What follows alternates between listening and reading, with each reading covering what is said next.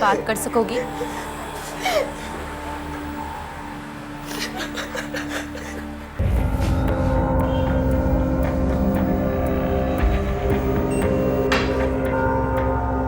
कहाँ गई थी? एक हाथ में चक्की का आटा, दूसरे में सब्जियां। खुद ही सोच लीजिए कहाँ गई थी। हीरोइन की तरह डायलॉग मार रही है। तुम्हारी माँ कहाँ है? चंपक, सुरेश, कहाँ हैं सब लोग? वो लोग किसी बाबा से मिलने गए हैं। क्यों? किस लिए? तुम्हारी दारू छुड़वाने। तुम लोगों को मेरी दारू खटकती है, हैं? और मैं जो अपनी कमाई से तुम लोगों को रोटियां खिलाता हूँ उसका क्या? बहुत बहुत मेहरबानी आपकी। काश हर औरत को आप जैसा पति मिले और हर बच्चे को आप जैसा बाप। सारी कुतरी ज़बान लड़ाती है। फिर आगे क्या हुआ? मैं रात भर नहीं सोई सर। माँ चंपक और सुरेश का इंतजार करती रही। कमरे से बाहर निकलने में भी डर लग रहा था। बापू दारू पी रहे थे, पीते ही जा रहे थे, पीते ही जा रहे थे। फिर सुबह अचानक मैंने गोली चलने की आवाज सुनी। मैं बाहर निकल के मैंने देखा तो बापू मरे हुए पड़े थे। तुम्हारी माँ और तुम्हारा छोटा भाई सुरेश कहाँ है? माँ कह रही थी किसी बाबा से मिलने जा रही है। ये चंपक भी गया था उनके साथ। आपके आने से थोड़ी देर पहले ही घर लौटा था। चंपक कहाँ है माँ और सुरेश? बोल। उनको कुछ हो गया। माँ, यहाँ क्यों ले आई हो? एक बाबा से मिलने आया बेटा। मुझे नहीं मिलना है किसी बाबा से। मुझे भी नहीं मिलना है। अच्छा,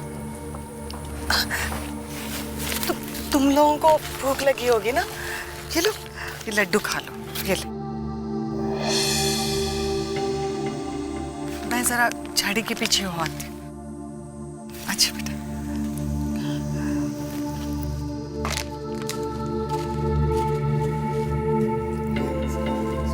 भाई तुम नहीं खा रहे लड्डू? मैं बाद में खा लूंगा। माँ ने आज तक कभी बिना बात के लड्डू नहीं खिलाए। तुमको नहीं खाना तो मुझे दे दो। मैंने कहा ना मैं बाद में खा लूंगा।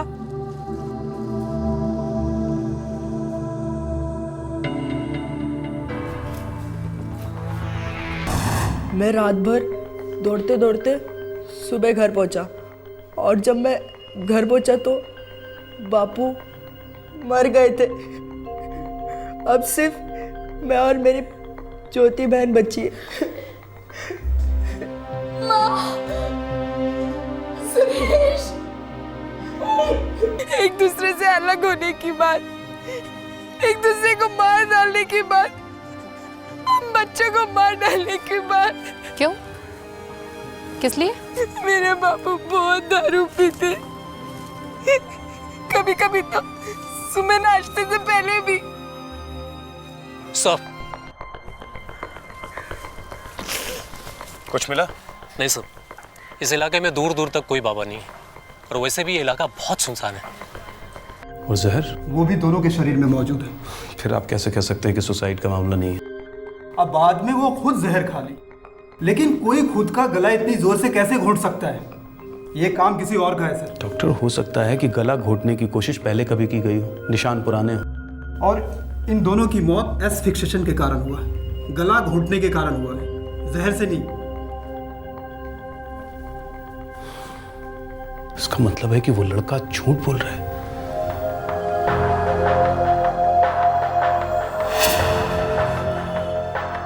मैंने कुछ नहीं बोला, मैंने कुछ नहीं बोला।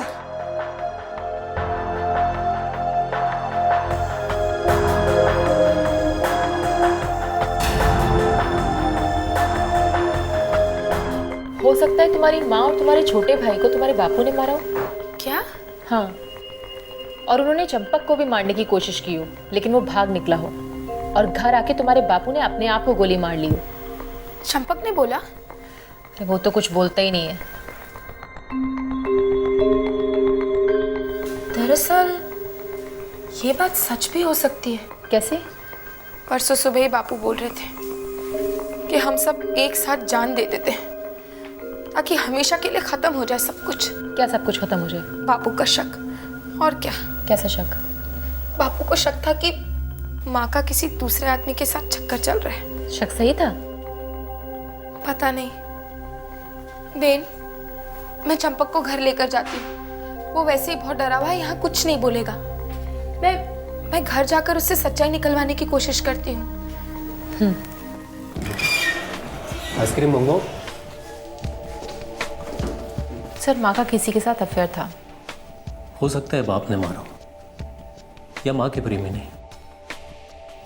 लड़का सच जानता है, नजर रखो इसके घर पे, लेकिन अभी कोई अरेस्ट नहीं। ओके। मुझे ये केस उतना भी सीधा नहीं लग रहा।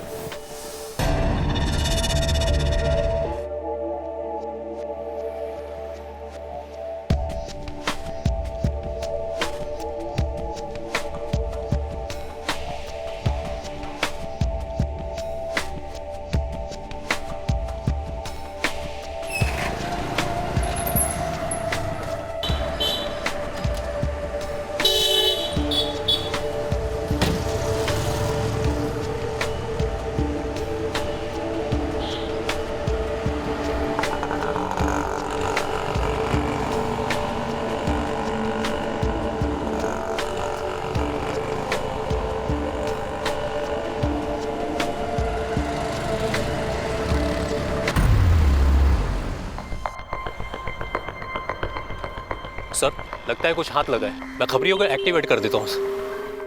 उस वैन वाले का नाम मुनीर है साहब। अपना सर्वोदय स्कूल है ना, वहीं ड्राइवर है वो। हिस्ट्री सीटर है? कोई क्रिमिनल रिकॉर्ड तो नहीं है उसका? और कुछ? 1-2 महीनों से अपनी बीवी शहनाज और अपने 2 बच्चों से अलग रहता है साहब। क्यों? और क्या साहब, वही किसी दूसरी के साथ लफड़ा है इस मुनीर का। बीवी बच्चे कहाँ रहते? वो बफीरा नगर की बस्ती है ना साहब, उधर पानी का नल है, वहीं से रहती है साहब।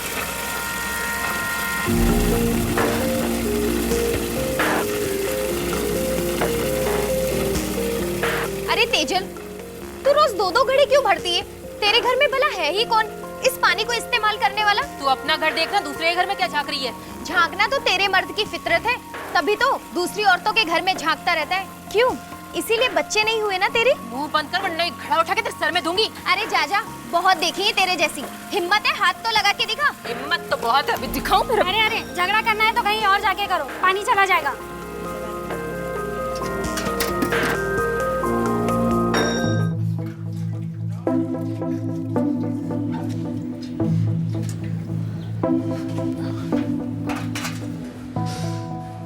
बस्ती में नहीं है क्या? हाँ।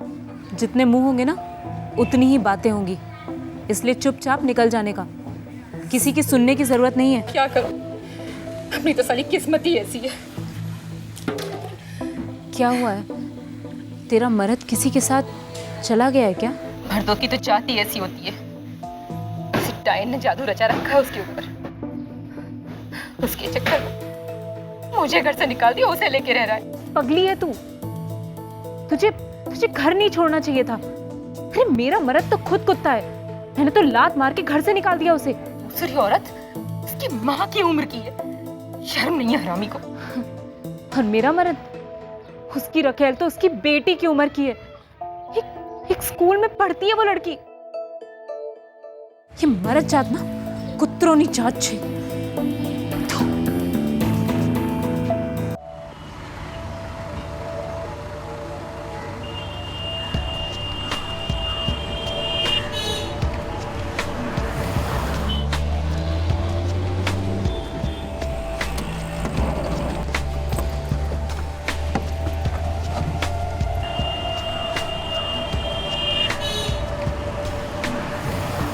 मतलब मुनीर का चक्कर रंभी के साथ नहीं, उसकी बेटी ज्योति के साथ चल रहा है। सर, स्कूल की दूसरी लड़की भी तो हो सकती है।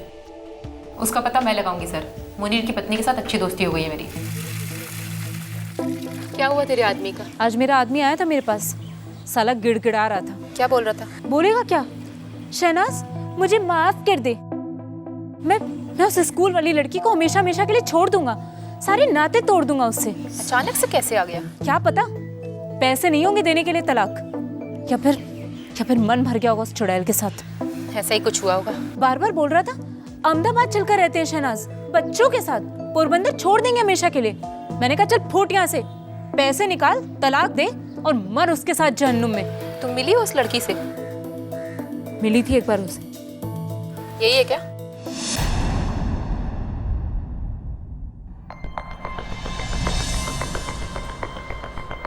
कौन हो तुम? पुलिस।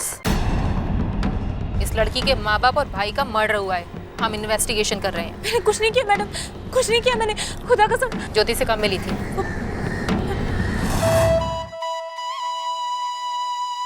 तुमसे नहीं होगा, मैं खुद पहनती हूँ।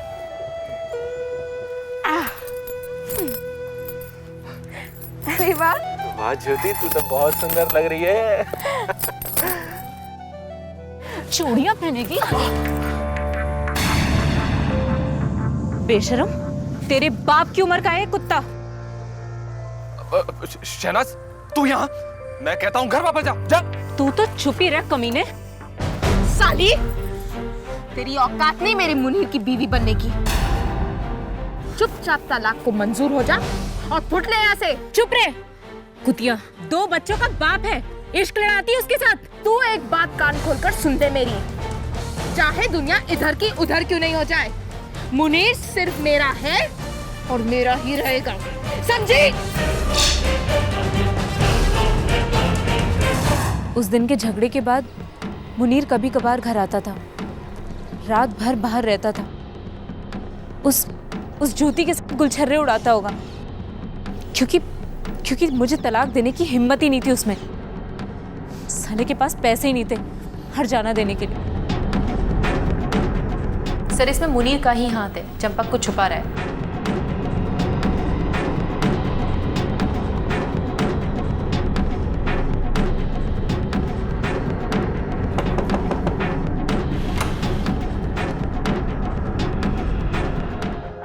ज्योति दीदी घर पर नहीं है। पता है बेटा, घबराओ मत, हम तुम्ही से मिलने आए। बेटा इधर देखो, बिल्कुल मत घबराओ, कोई नहीं डराएगा तुम्हें। कौन है जो तुम्हें डरा रहा है? मुनीर। नाबालिग बचना के कम, जमानत तो मिलेगी नहीं, हर हड्डी लॉकअप में टूटेगी। जल्दी सोच और उससे भी पहले बोल, क्योंकि तूने एक पुलिस वाले को मारा है। साहब मैंने कुछ नहीं किया साहब, मैंने कुछ भी नहीं किया, मैंने किसी को नहीं मारा, मैंने किसी को नहीं मारा। औरत और बच्चे का गला दबाते वक्त तो तुझे रोना नहीं आया? उससे क्या पूछते हो? मैं बताती हूँ,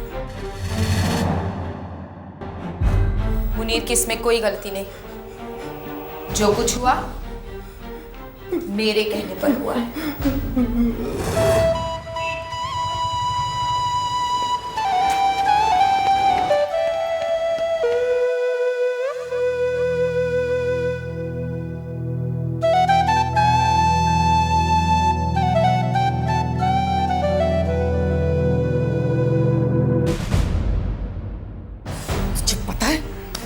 क्या कर रही है?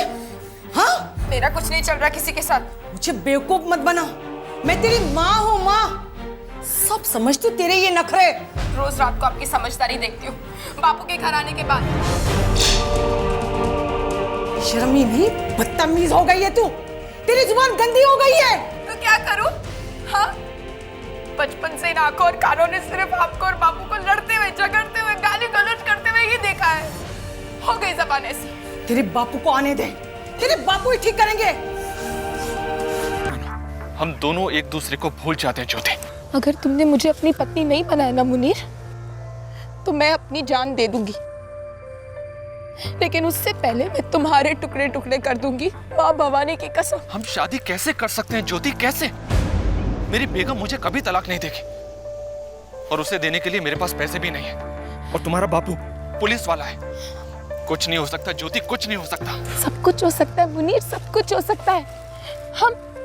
हम अपना परिवार शुरू करेंगे, लेकिन इन दोनों परिवारों को खत्म करने के बाद। क्या बक रही हो तुम? सही कह रही हूँ, मेरी माँ, बापू, दोनों भाई, तुम्हारी बीवी, दोनों बच्चे, सबको एक साथ खत्म कर देंगे। ज्योति तुम पागल हो गई हो। हाँ, तुम्हारे प्यार में पागल हो गई मुनीर।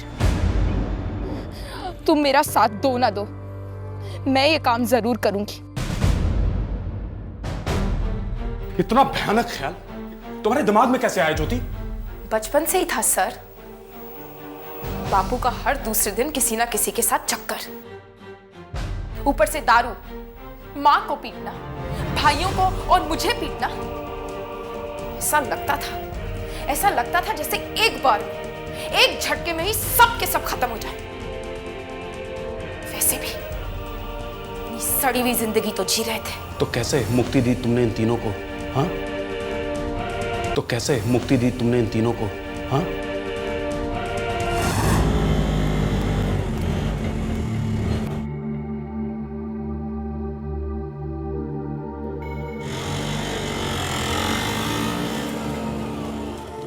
और कितनी दूर है ये तेरा साधु बाबा? हाँ, अगर तेरे बापू घर पहुंच गए ना और उनको गरम गरम रोटियां नहीं मिली तो वो फिर हंगामा कर देंगे। चल घर चलते हैं। बस माँ, थोड़ी दूर और। आप एक बार बाबा से मिल लोगी ना, हाँ, तो सारी प्रॉब्लम्स हमेशा के लिए खत्म। मैं उस वैन ड्राइवर के चंगुल से बच गई माँ। अब मैं एकदम सुधर गई हूँ। सब बाबा की कृपा है। वो सब तो ठीक है, लेकिन कहाँ है तेरा वो साधु बाबा? वो रहे। माँ, तुम जाओ, बिल्कुल मत घबराओ, सब ठीक हो जाएगा। हाँ, जाओ।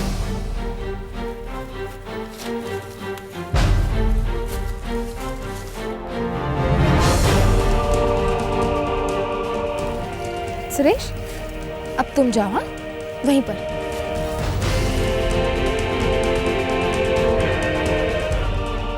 ज्योति बहन, वहाँ उन झाड़ियों के पीछे क्या हो रहा है? बाबा सब पर लगी बुरी नजर उतार रहे हैं चंपक। देखो, बाबा इशारा कर रहे हैं। अब तुम्हारी बारी। जाओ जाओ।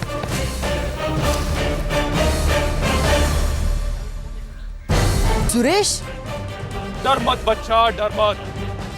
ये दोनों यहाँ पर सो रहे हैं, थोड़ी देर में जाग जाएंगे। ला दे अपना हाथ, मुझे दे। मैं तुझे यहाँ लेटाऊंगा, तुझे यहाँ सुलाऊंगा।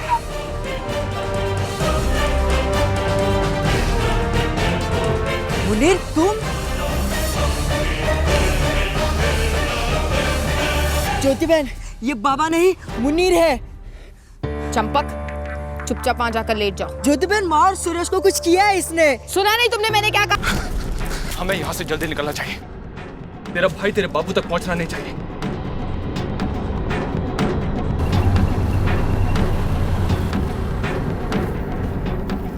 और सुनो, मुझे दरवाजे से इशारा करके बताओ कि तुम्हारा भाई घर में है या नहीं। अगर है तो मैं भी अंदर आता हूँ, और अगर नहीं तो मैं उसे कहीं बाहर से ढूंढ कर लाऊंगा। ठीक है।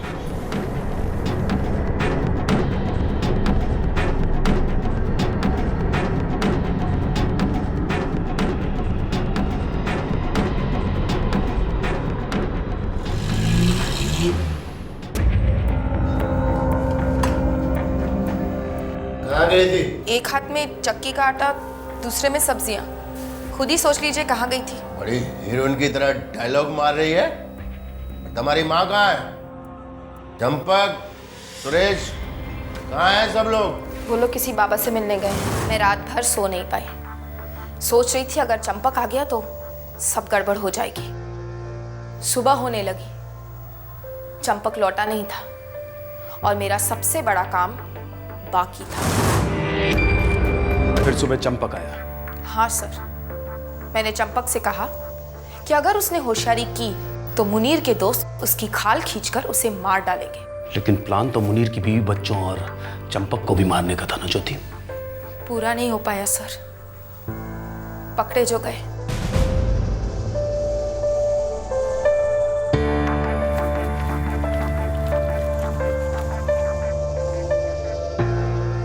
और मुनीर? तुम नाबालिग हो, इसलिए तुम्हारा केस जूनागढ़ के जुवेनाइल कोर्ट में चलेगा। मुनीर कहाँ है? उसे फांसी तो नहीं होगी ना? होनी तो चाहिए उसे फांसी। मुझे उसके साथ फांसी नहीं हो सकती क्या? मुझे भी मेरे मुनीर के साथ फांसी दे दो। कभी कभी तो लगता है तुम्हें भी फांसी ही होनी चाहिए, पर फिर याद आता है कि तुम सिर्फ 16 साल की बच्ची हो। शायद एक दिन तुम्हें तुम्हारी गलती का एहसास हो जाए। बैठा ऐसे।